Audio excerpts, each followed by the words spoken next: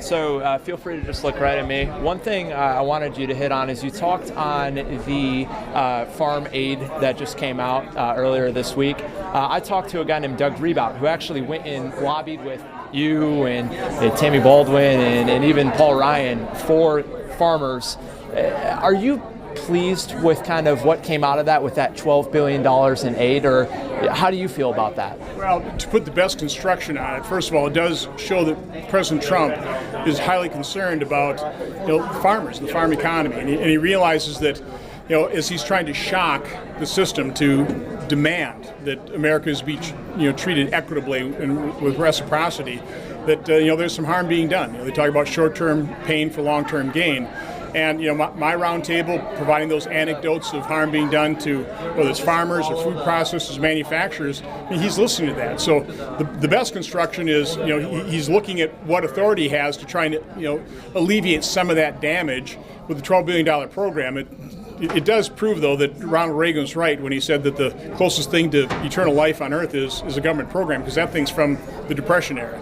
My hope, and I've been given more optimism, that he called a truce with the president of the European Commission, and I think they're going to really buckle down now and conclude these negotiations, get agreement with the EU, Mexico, Canada, wrap up NAFTA, and so hopefully this won't even have to be implemented, because let's face it, government's not going to do a very efficient job of allocating $12 billion. That's going to be a political food fight. I have a hard time thinking that the smaller farmers are going to get a fair shake out of that. So I'm just hoping, let's conclude these deals. Let's return the certainty that he brought to the economy he stopped adding the regulatory burden. We made America's business tax system more competitive. That brought certainty, optimism. That's why we've seen these great economic numbers.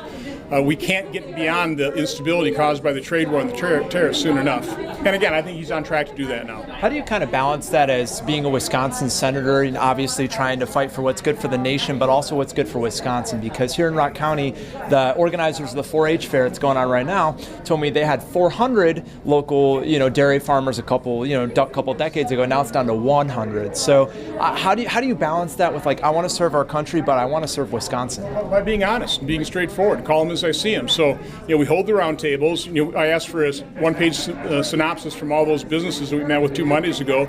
I bundled those up, did a cover page, and I sent that to the president and all his trade representatives, and I know they've seen it. And I know it's had an effect. So again, I'm just doing what I need to do in terms of my responsibility, pointing out the harm that is being done and giving every ounce of encouragement for President Trump to accomplish the goal that, quite honestly, the farmers agree with. They want to see free, fair, and reciprocal trade. So it is actually kind of amazing how supportive they remain, even though they realize there's some short-term harm being done, but they still support the president's goal. So I support the president's goal. Might have a slightly different way of approaching it in the negotiation, but he is getting some results, and that's where we saw that this week, and I'm encouraged by it. The other big thing I wanted to ask you about is earlier today, President Trump kind of made some comments about the national economy, just the state that it's in, and he was very pleased. How do you see Wisconsin's economy doing right now? Especially, can you focus here closer to southern Rock County? Wisconsin economy is doing fabulous. We have a 2.9% unemployment rate. There's no reason for anybody not to have a job. There's not one manufacturing company in Wisconsin, and they are great jobs. They can hire enough people. We're proving that with their Joseph project. So the Wisconsin economy is doing great because Governor Walker has just turned things around. He made Wisconsin a welcoming place for business creation, business expansion, job creation. Lieutenant Governor Kafleece is always saying Wisconsin, we're open for business, and businesses are recognizing that. So I think our Wisconsin economy is doing great. I work out of this area full-time. Last question. In Rock County, Beloit, Janesville, you name it, a couple of the cities. What kind of potential do you see for this area? Obviously, you're here today. I think Foxconn will have huge potential. I know it's a little bit further away, but you've got great companies like ABC. Diane Hendricks is doing a great job supporting the community. You can see these advances right here in this hospital. And so, no, I think the future is bright.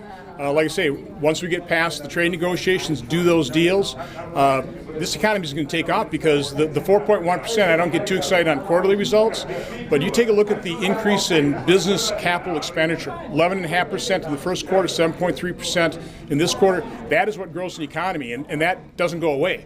those investments are made, increases productivity. That's what increases wage rates, and that's a good firm foundation for future economic growth. I think they're stealing you off to Milwaukee now. Sorry. Please don't Thank steal you. my microphone. No, I don't have any on my shelf.